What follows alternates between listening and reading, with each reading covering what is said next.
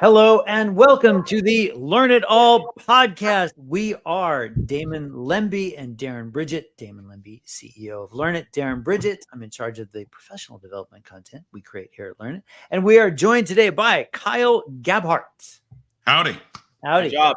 Not good. That's good. That's how you say it, Kyle. Darren's been practicing the names. Native, I have. Kyle is a native Texan, hence the howdy. Father of 6, grandfather of 2, a serial entrepreneur, started many different businesses, actively engaged in, we're talking about one book in particular that you've written, but other books.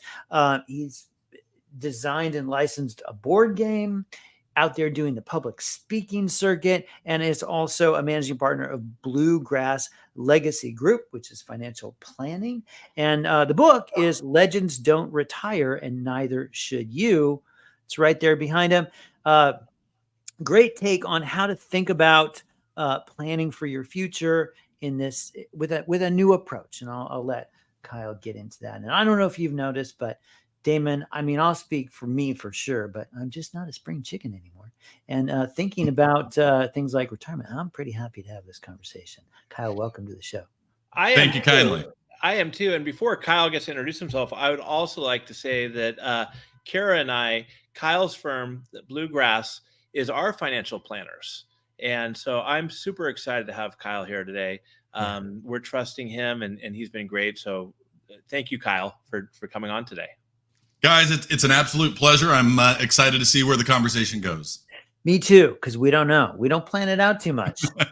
We like to just be in the moment. We're actually going to talk about that, plans versus planning. But first up, we have a question we like to ask folks. Our contestants, number one question. And that is, since we're all about learning and you're talking about really having the mindset of being a lifelong learner, you don't just retire and you can go into still life and stop. You want to keep learning and growing. So what are you still, what's something that you're hoping to learn in the future? Yeah, I really appreciate that question.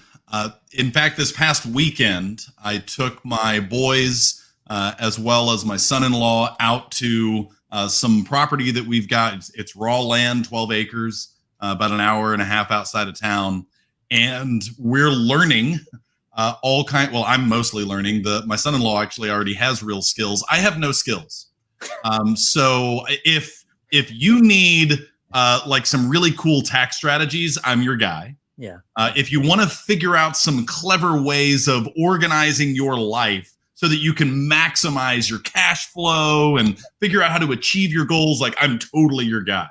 Yeah. But if we mess up the world and it ends up being like the Walking Dead type scenario, I have no real skills. Yeah. And correspondingly, my children have no real skills. And so we're using the land as a way to create some memories, but also like actually learn real things. So this past weekend, we built a shed.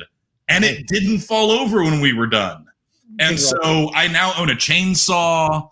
The only limbs we cut were the ones attached to trees. So lots of learning and growing happening this past weekend. Getting back to the land.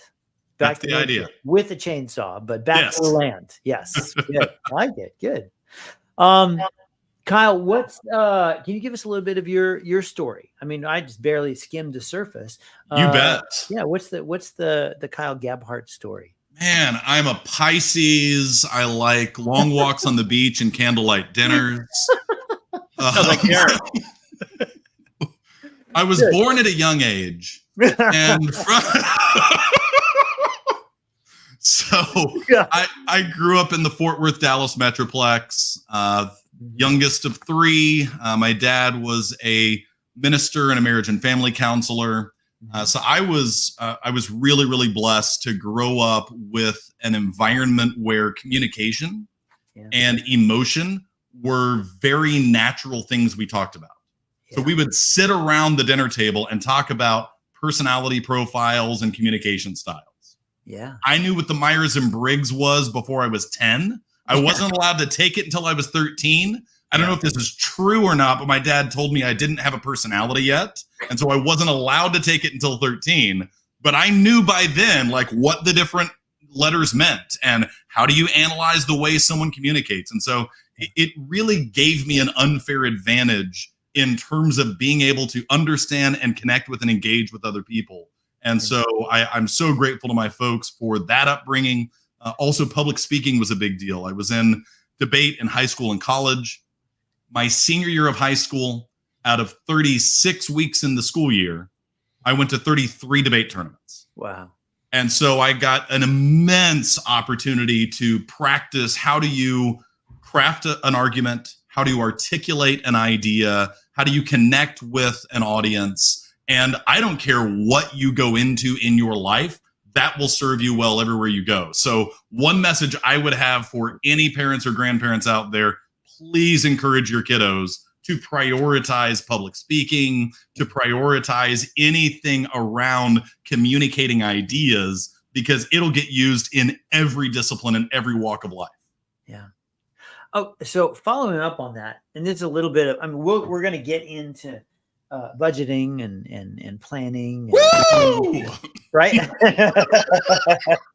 But Darren, before let me stop right here, because this is what Kyle did to me on our first call, which I appreciated. Yeah. So Kyle, the very first question he asked me out of the bat was, "What are you grateful for?" So I'm gonna flip this on you, Kyle. What are you grateful for today? I love that question. For a little bit of context for everyone else, this is something that I started at the dinner table 2 years ago in June. It'll be 2 years in June, every single night. And it's then proceeded into every team meeting and every client meeting and every future client meeting. I start with go big, beginning gratitude. And the question is, what are you grateful for? Early on, when people answer that, they'll tend to give really, broad sweeping, I'm thankful for my family. I'm thankful for the country I live in. I'm thankful for, the house I have, whatever it might be. But once you get past that surface layer, it's fascinating to see how the layers of that get peeled back and uncovered. So right now, what I'm really grateful for is I'm grateful for technology. Yeah. Because if it weren't for technology, Damon, you and I would have never met in the way that we were able to. Shane could have connected to us. We could have hopped on a telephone call, but we couldn't have really made the connection that we did. And you and I wouldn't be able to engage on an ongoing basis the way that we have been and serve you the way that we do if it weren't for technology. If it weren't for technology, we wouldn't be able to have this platform right now with both you and Darren, all of us communicating, much less what I'm sure is probably a meaningful percentage of the world all connected in right now, listening to this, observing this. And there's a lot of things that technology has messed up. But one thing that it has done is equipped us with the capability to connect with folks. And I'm immensely grateful for that. I love that you say that. Gratitude is underappreciated in terms of how important it is. And I really like too that you're saying you move. It's not to devalue the things that are a big deal. Like I have a new grandson that I'm super grateful for, but those things, once you move past those, I mean, literally even being grateful for the fact that you have a pen, it gets you into a mindset of just deep appreciation all the time. So true. Not just reserved for the big things. And that can be a game changer for people. So Kyle, let's talk about what you do a little bit. So for people that are out there, you've started a bunch of business. There's the entrepreneur thing, but even if you're starting a business, having this idea, where am I headed to? Can you talk a little bit about this idea of legacy, why it matters and why you should have that mindset moving forwards in your life, and especially with the goal of retirement at the end? And to start with, what is legacy? Yeah, there you go. Yeah. I appreciate both of those questions. So I am frequently in the position of speaking to a room. It might be 30 people, it might be 300 people. And I ask the question, when you hear the word legacy, what comes to mind? And if it was Family Feud, by far the number one answer on the board is it's something you leave behind. Mm-hmm. That's the natural association people have with legacy.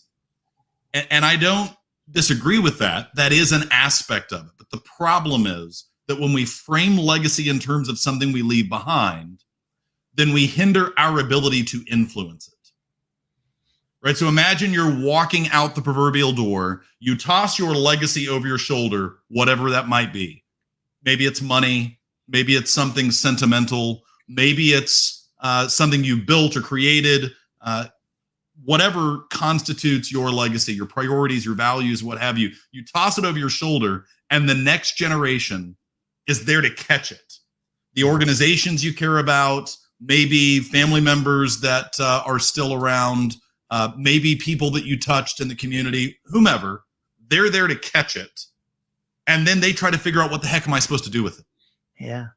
And if you haven't had the opportunity to mentor and coach and pour into them, they don't know what they're supposed to do with it, and they likely bobble it, if not completely drop it. And if you shift from leaving a legacy to living one, now you have that opportunity to mentor and coach throughout your life.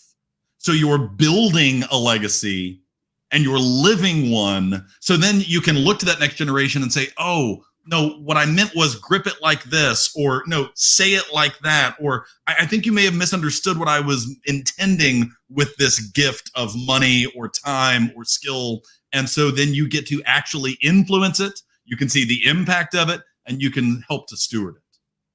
That's amazing. That's a really important way, it seems like, to actually approach that idea. Well, let's talk a little bit about money. How do I get more of it? How do I have more of it when I'm actually at that retirement place? And let's just start with some of the brass tacks of planning. No, you bet. So it's really, really easy to double your money. All you have to do is just take it and fold it over, and now it's doubled. Real simple. All right, good. Good Yeah. trick. Yeah. Yeah. So the thing that I always aim to remind folks is that money is a magnifier. Mm-hmm. It will magnify whatever is at your core. If you are a selfish person, if you are someone who has a scarcity mindset, piles of money won't change that. They'll only magnify it. Correspondingly, if you're a generous person, if you have an abundance mindset, money can magnify it. But if at any point you imagine, oh, I'll make substantially different decisions if I just had more money, you'll always be chasing that and pushing that further out, because there's never going to be enough, quite frankly. And it doesn't matter anyway, because we're going to keep printing it as fast as we can in Washington. So you won't be able to keep up with that engine anyway. Yeah. Ultimately, it is only going to magnify whatever is at your core. And so you need to look introspectively and make sure that you like what you're in the position to magnify, and not see it as a cure-all. Yeah. It's an interesting approach. It honestly sounds a little bit like approaching helping people manage their money with the background of somebody who was raised in a house by a minister and a man married to a therapist. Like you're looking at, I see I'm doing that to you, but you're looking at the whole picture. Why would you even go down this path with something that feels, like tax laws and things like that? This seems so practical. Right. You seem to have a unique approach. How did you get there? Oh, goodness. A lot of mistakes. I got there through trial and error, like anyone else. I distinctly remember being 26 and getting greeted at my front door by 2 uniformed police officers and carted off to jail, and not having enough cash to bail myself out. And so my father had to. And for context, I wasn't a drug runner. I actually made a really healthy 6-figure income, but I didn't manage it well. Yeah. And the particular issue in this case was I had an expired registration. Mm-hmm. It had eventually on my vehicle, right? It had eventually gone to warrant status. And, being a man in my 20s who was pretty sure that he had the bull by the horns and, knew how life worked, like, they've got better things to do with their time than go serve that warrant. And it turns out that in Coppell, Texas, there is nothing interesting going on, and they don't have anything better to do with their time than go drag someone to jail for an expired registration on their vehicle. Yeah. And so that was something of a wake-up call for me to go, gosh, I'm actually at this point on an annual basis earning more money than my parents. Yeah. but I can't bail myself out of jail. I can't seem to function enough to pay a ticket that I have. Like, something's got to change. Yeah. Hey, it's that just reminds me of something I haven't thought about for years. In the 70s, my dad we got pulled over for running a stoplight or something, and they actually cuffed and stuffed my dad for unpaid parking tickets that he just forgot he had, which was very traumatic for a kid at I don't know, 8 years old. So Sure. That's a fun memory. Money. I'm glad I could bring that back for you. Yeah. Thank you. I'm sure as my sisters watch this, my brother will be like, "Oh, good going, Damon." But a lot of times money, and it just seems overwhelming, when it comes to personal budgeting. And I know you have, like, I think it's 5 strategies, and maybe that's in your book. Can you, where would talk about those 5 a little bit? And also, where can somebody what is low-hanging fruit to just start with? Because for people like me, it's like overwhelming. You have money coming in, money coming out, you're spending, and how do you even track all this? Yeah, that's so important. I really appreciate you asking it. So the part of the reason that it's important is just to know that there are multiple strategies. And the reason I say that is that most of us can remember a time when we tried to budget and it failed. Absolutely. And if not several times we tried to budget and we fell on our face multiple times, and we decide, I guess I'm just terrible with money. I guess I'm just irresponsible. I guess I'm just a bad person. And come to find out, maybe it's the fact that you have a variable income because you're commission-based, or because you're bonused, or because it's hourly and you don't have control over your hours. There's actually in the book a specific strategy for how do I budget when my income isn't exactly the same every single time. Mm-hmm. And so that's freeing to know, so maybe it's not me. Maybe there's just a different approach I need to take than one I've taken in the past. Some people have tried the envelope system. That's one of the things I mention in here. And maybe it worked for you, but whether it did or not, that worked for you. Something else is going to work well for a different person. Probably the most common one, there's a ratio of 50, 30, 20, and it breaks it down into 50% going towards what you actually need. And then you've got another 30% going towards things that you want, and 20% going towards paying down debt and or savings and building up the assets. And even there, it's so easy to get a ratio like that and then really force yourself down into that to go, I have to be exactly at these figures, instead of recognizing these are good rules of thumb. Mm-hmm. If you know that that's the high level ratio and you do the assessment and you're at spending 85% on a combination of needs and wants, and you've only got 15% that's left over for being able to address paying down debt, building up assets, that gives you some insight into, so maybe my priorities are askew somewhere because I'm not able to really get any traction or get ahead. That's good. Given that my wife and I are in our 60s now, should we just give up when it comes to compound interest? Yeah, no, it's a valid concern because the power of compound interest is obvious.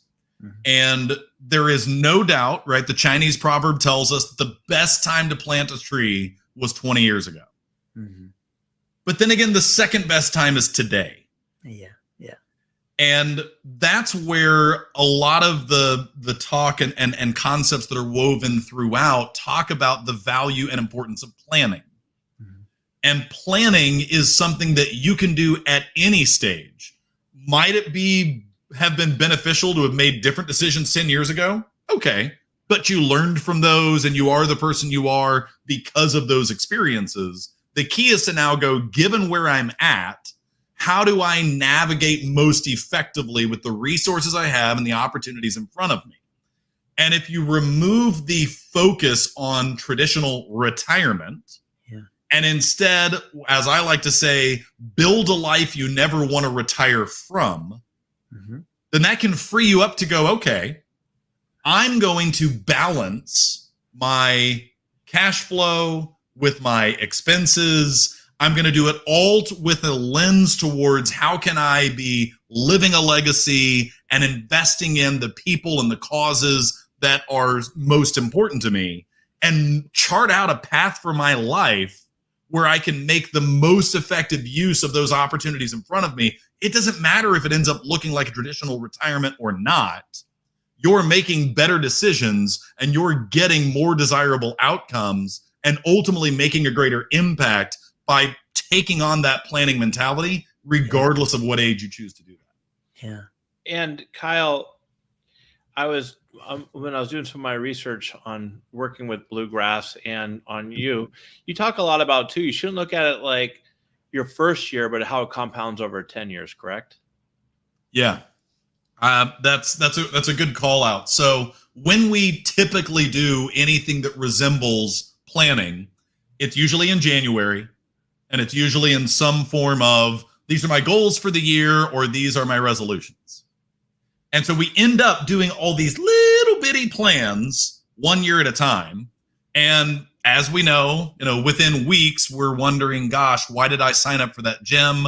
I'm probably not going back to it. And we're on this, ridiculous Groundhog Day type experience a year at a time. Well, to your point, Damon, not only does money compound over time, but so do we as individuals.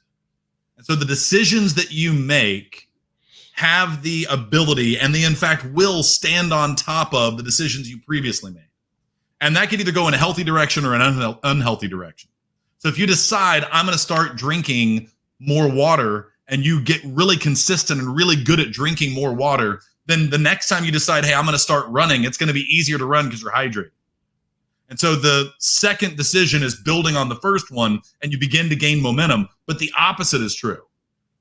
If you decide to slack off in certain areas of your life, that will compound. And so as we look at planning over a 5, 10, 20-year time frame, where you have the ability to get to is orders of magnitude greater than just stacking up a bunch of 1 years next to one another. Because 20 years from now, none of the constraints you're living with right now have to be true. You could live in any part of the world you want to. You can speak a different language, right?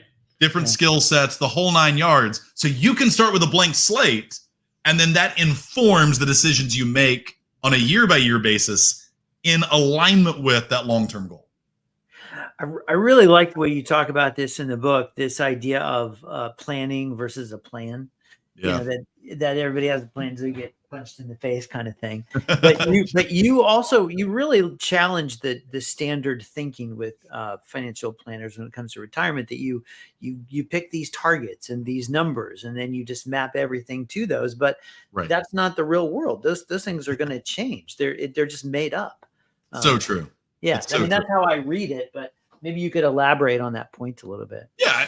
Any plan you build, never mind the punch in the mouth, just the natural progression of life, it's going to be out of date the moment you print it. Yeah. And yet far too often what we do is we create a plan as a noun, and whether we physically do or conceptually do, we kind of print it, stick it in a binder, put it on the shelf, and we're like, well, I now have the plan. I'm in good shape. And of course, that is only going to be valid for a very limited amount of time. Yeah. And you learn every day, hopefully. I don't know if you learn it all.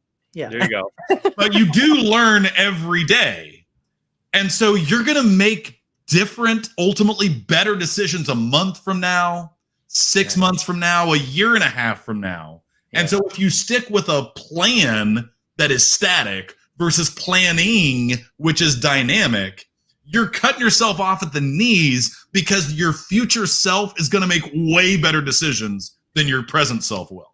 Yeah. Let me ask you this, because sometimes individuals, they make these plans and they kind of put their stick in the ground, like, I'm right. And they have a hard time admitting when they're wrong and they need to pivot. What advice or what have you been able to do to be able to keep your planning dynamic instead of static? Ooh, yeah, that's tricky. So part of it is leveraging technology. So if what you do is have the manifestation of the plan come in the form of something like a PDF or a Word document, then that's challenging because that in and of itself is inherently static and you have to physically update it. Now, PDFs, Word documents, narrative is an important component of it because you do need to describe things sometimes. But there's some quantitative elements where you can, through utilizing software, link your accounts, link the various financial pieces of your life into it so that it is ongoing, updating for you, and you can get a real-time snapshot of, here's where I'm at today, and given these mortgages, given these pieces of real estate, given this insurance policy, given these bank accounts, given these investment accounts, given all of these pieces, here's how it compounds over time in pursuit of my goals. And then you can start to carve out those goals in alignment with what those underlying elements achieve. So that's part of it. And part of it is you just have to be okay with failure. And I routinely preach to my kids and I preach within my team, fail early, fail often, fail forward. Yeah. And that just has to be something that you embrace and normalize, is that ultimately, if you're not failing, then you're probably not taking enough risks in your life. You got to be pushing the envelope constantly. When I over the years for decades, when I'm interviewing people or when they first come on board to learn it, one of the things that I always like to say, Kyle, is, look, I didn't hire you to get on the train tracks and go in one direction. If you're not making mistakes, because whatever mistakes you're making, as long as they're ethical and you're giving your best, you're not gonna put us out of business or blow us up. Right. But if you're not making any mistakes, I don't want you here, because I want people who are learning, growing, and are comfortable with failure. Good. I don't really think you can scale and have a successful business or successful team if you're not willing to take chances and make mistakes and not have to come to me every time. I love it when individuals on our team come to me and say, hey, Damon, I didn't think about asking you this, so I just went for it, but I want to let you know what we did. I love that, right? 100%. And if it doesn't work, we could talk through it and learn from that and move forward. But I love what you said, is getting comfortable with failure and make it part of the way you go about things. Love it. I almost feel like we should do that, Damon. Like, check in where you say, what did you do this week? And part of it is like, what mistakes did you make? With the idea that, like, hopefully you made some. I like it. And not just the same ones you did last week, but better ones, make better mistakes. Love it. And not make the same mistake all the time. Learn from that mistake. I always say, keep making mistakes. Just don't make the same mistake all the time, because then you're not really learning. So Kyle, I think I've been tracking everything. I've been taking some notes, but the one thing that I don't have is so how much money do I need to retire? $1 more, just okay. $1 more. Yeah, I'm fond of saying that retirement is really easy. So here's how it works: you put in your 2 weeks notice, and that's it. You're retired. Like, it is not hard to do. Yeah. Staying in retirement, now that is the tricky part. Right. But as it turns out, if you're willing to lower your lifestyle enough, you can make it last. So the other way I phrase that is, what flavor of cat food do you prefer? Because if you're willing to go with Fancy Feast, like, you could probably stay retired for a really long time. Yeah. By the way, Kyle, your name of the book, your book is Legends Don't Retire, and Neither Should You. It's kind of like an anti-retirement. There you go. There's a book. One legend I know who would never retire is my grandfather, Frank E. Lembi. Yeah. He went to the office at 5 days short of 101 the day before he passed away. Wow. Yeah. He was an anti-retirement. It kept him alive. That's epic. So good. And he was one guy, but one example of that. But I didn't want to let you off the show without giving you the opportunity to talk about your dad, because I think that's one area that you and I bonded is Yeah. such a strong relationship and learning from our father. So can you tell us the story about your dad? I'd be thrilled to. So let's see. My father grew up in Kentucky. That's actually the bluegrass in Bluegrass. And he was married to my mother for 50 years, which in and of itself, he should have a statue in his honor. Yeah. She's a lovely woman. She'll kill you with kindness. And grew up on a tobacco and dairy farm, went uphill both ways in the snow, all that jazz. Met my mother at the University of Kentucky, go Wildcats. And really his life was all about service. He served in Vietnam. He was a gospel minister for 30 years. He served for 5 years in Child Protective Services. He led a summer camp for youth for 20 years. He was a soccer referee for high school. He gave and gave constantly, whether it was an organization that would need a treasurer or a secretary or something, or volunteering everywhere you can imagine, marriage and family counseling, just constantly in service. And he retired, and of course he was still super active, but he left the pulpit, and within a few years was diagnosed with progressive supranuclear palsy, or PSP. It's a flavor of Parkinson's. And what it does is it robs you of your faculties over time. And so he started shuffling. He eventually needed a walker, and then a weighted walker. And then good days were walker, bad days were wheelchair.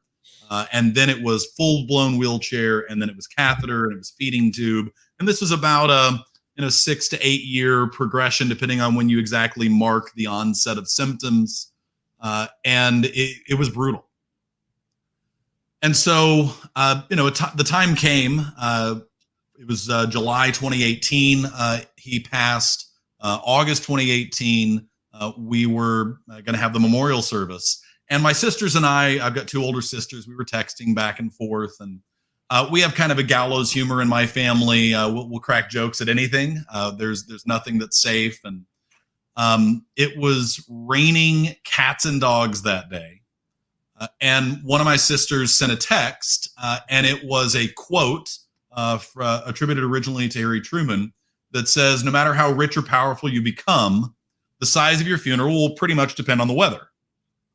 And, the idea being that as much as you care about this person that you want to pay your respects to, you look outside and it's ugly and you go, honey, do we really need to go? I mean, we could send some flowers. We could send them a card. We'll call the family next week. It'll be fine. Like, everybody comes up with an excuse for why they would need to go. So it's raining cats and dogs. And then you couple that with the fact that dad hasn't been in the pulpit in 11 years. He hasn't really been in a position to go out and build any kind of connection or relationship in 5. And he hasn't been able to talk for over a year. I can scarcely remember anything that happened in my life 6 months ago in terms of conversations I had or, things I said or did in people's lives. Who's going to actually remember? Yeah. It was standing room only. Yeah. There were 300 people in the auditorium. They canceled vacations. They came from 6 different states. And it was more in excess of 3 hours was the ceremony, and various people standing up to talk, and person after person shared stories. Let me tell you what Robert Gabhart said to me 25 years ago. Let me tell you what he did in our life 14 years ago. Let me tell you about how I was headed down this path, but for your dad, I then went this direction, and it's impacted my family, and it's impacted the trajectory of my community and everything around me. We were just absolutely blessed and drowned with stories of the impact that he'd made. And it was that day that I realized what legacy actually meant. Mm-hmm. And I didn't know what it looked like or how I was going to do it, but I was committed at that point that I was going to begin living a legacy and making an impact in people's lives in the same way that my father had. Awesome. That's a beautiful story. And when I asked you earlier, what does legacy mean? That's similar to what it means to me. Just last week, over the weekend, we have so much stuff. We're trying to get rid of it. So my wife put on Nextdoor or whatever it's called, a bunch of chairs we wanted to sell. And the gentleman who responded said, "Hey, are you Lembi? Walt Lembi?" And she said, "That's my that's my father-in-law passed away." He's like, "Oh, I worked with them in the 70s or 80s. I'd love to meet your son when I show up to pick him up." And anyways, so on Sunday, this last Sunday, he showed up to pick up the chairs. And just like with your dad, he shook my hand and then he told me a story about how my dad impacted his life for the couple of years when he first got started in real estate. And that's the kind of legacy that I want to be able to leave, right? And is that after you're gone, or even when you're still around, whatever, people can share stories with, in my case, Wally and Lucy and my two children, but what a great impact your father had and my dad as well. So it's so special. Thank you for sharing that story. My pleasure. Let's because I don't want to, a little bit of a pivot here, because we don't want to leave without the opportunity to talk about the board game. And for those of you who are looking online here, you might notice there's a little bit of an apocalyptic thing going on behind Super Kyle here. He's got the apocalyptic board game and the Cybertruck, which is what you'd need to tool around in, probably a little functional but small Cybertruck. What's the board game? How did this come into existence? And oh man, so there's two versions of that story. One version is I get bored easily and I like to take on new challenges. And so, I love games. That's kind of my metaphor for life, is that life is a game. And so that's why I designed a board game. The second story that's a little bit more raw is that when I was 29, I was diagnosed with ankylosing spondylitis, which is a progressive degenerative spinal disease. Jesus. I went through multiple MDs, multiple MRIs, chiropractors, every shape, form, and fashion I could to try to get relief. Nothing worked. Eventually, an MD gave me the AS diagnosis. I was actually in a wheelchair at the time when that happened. Then at the same time, a close friend from high school passed away from leukemia. And so I was just getting hit left, right, and center. And my outlet that I poured myself into was designing this board game. And Arctic Scavengers has the exact same acronym as ankylosing spondylitis. Wow, so you did that in your 20s, which were kind of apocalyptic, really. You had a lot of stuff going on in your 20s. It's true. It's a good call. Yeah. Good call. And your winning percentage with that game is pretty high, right? It is, mostly because I don't tell everyone all the rules when I'm introducing it. I tell them most of the rules. And then as we go along, I'm like, oh, another thing is. Good. Yes. Good. Well, I look forward to trying that game out. That sounds exciting. The one other thing that I wanted to come back to that you mentioned at the very beginning, because this idea of debate. I was, we talk about debate and a positive way to do it. Bo Seau was a recent debate champion who wrote a book called Good Arguments. Huh. And in it, he had an interesting premise, which is this idea that you can take what you learn to do in classic debate, which is really about winning, but apply some of these lessons in a workplace setting, but you need to do it in a good way. That's the idea of good arguments, because you can't just go into work with the goal of like winning the argument. You have to like advance ideas towards better solutions and better problem solving. So can you give some advice to like, how do you create good arguments at work? Yep. I don't think it doesn't show in my view, but up on like two more shelves higher than you can see, there is a cartoon cutout from the newspaper that my mother gave me when I was probably 19 or 20. And it's about this kid who's in a debate and had just gotten back from it. And the person asked, "How did you win the debate?" And he goes, "Well, I made the other person cry." And she thought it was really funny to give that to me because my very first debate tournament, I had 0 class. I was just a brawler, verbally speaking, and I actually did make one of the opponents cry. In that particular tournament, I went undefeated and didn't make it to the elimination rounds because my speaker score was so low because I was just knocked down, drag out, any way that I could cut you to pieces, I would. Yeah. And I think we embrace that type of mentality too often in the workplace environment in general, irrespective of debate.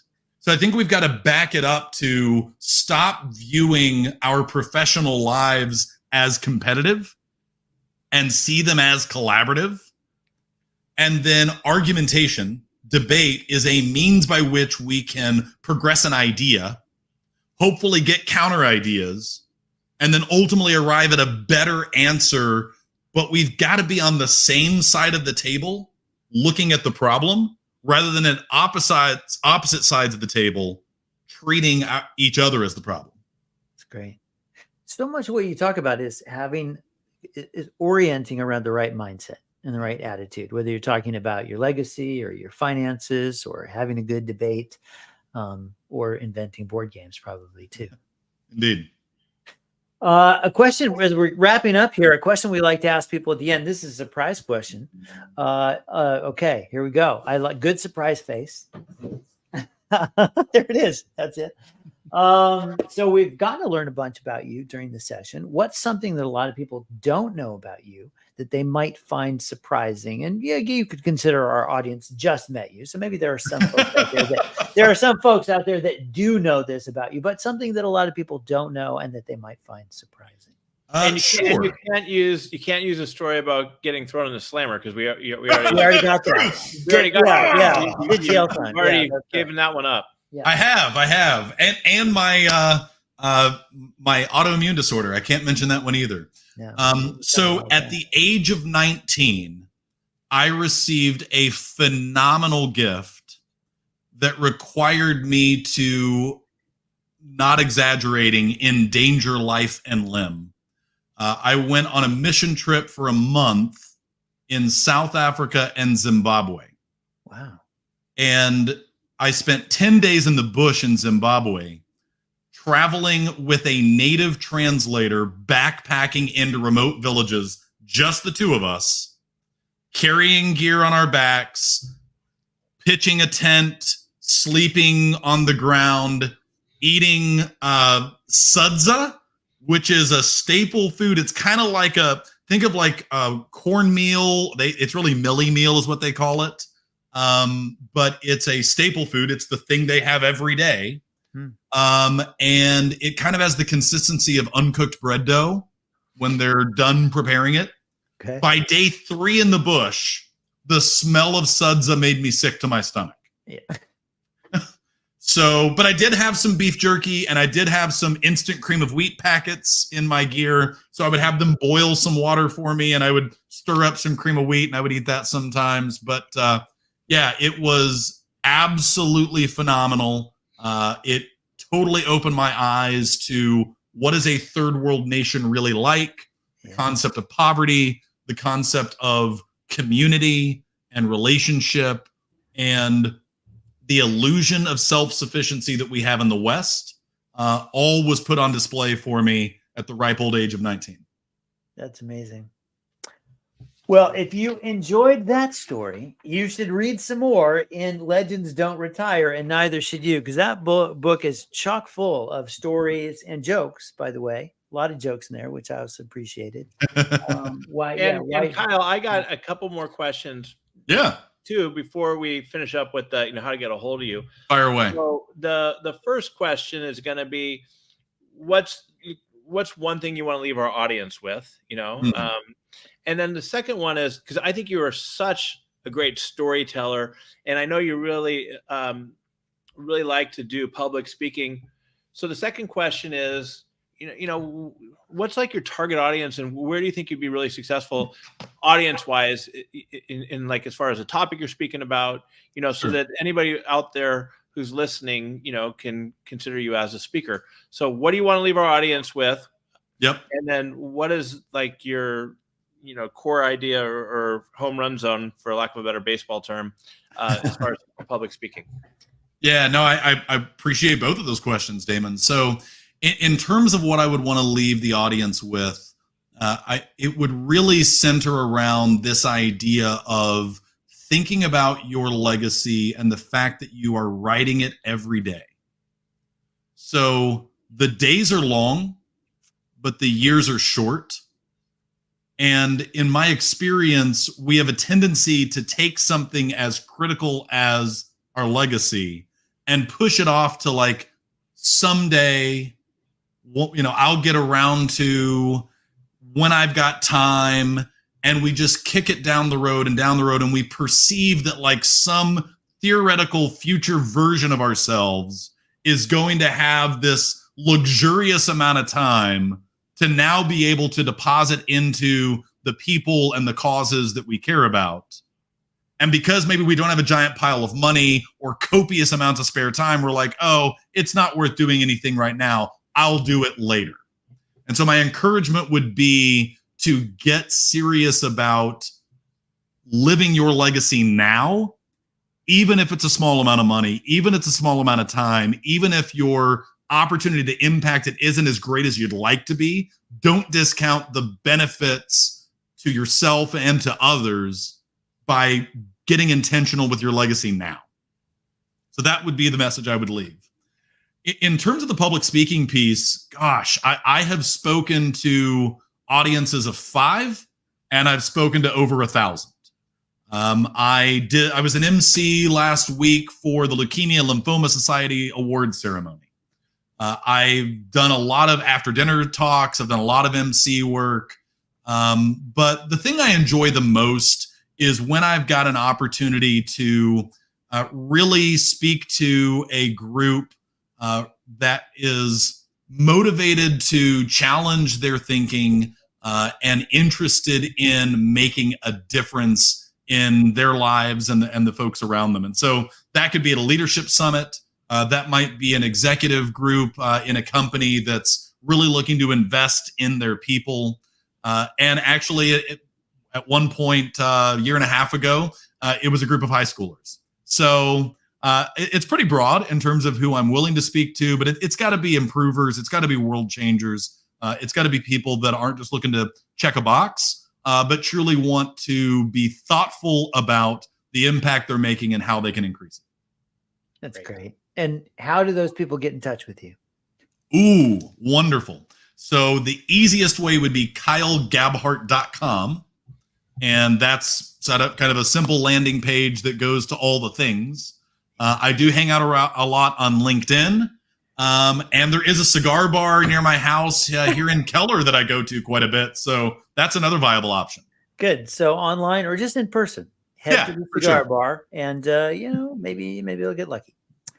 Kyle, thank you so much for joining us today. So many great things to learn and talk about. Thank you for bringing the stories and the humor. Thank you for bringing your game to this conversation. You're great, Kyle. Yeah. Super Kyle. Yeah. Thank you, guys. It's been an absolute pleasure. You guys make it easy.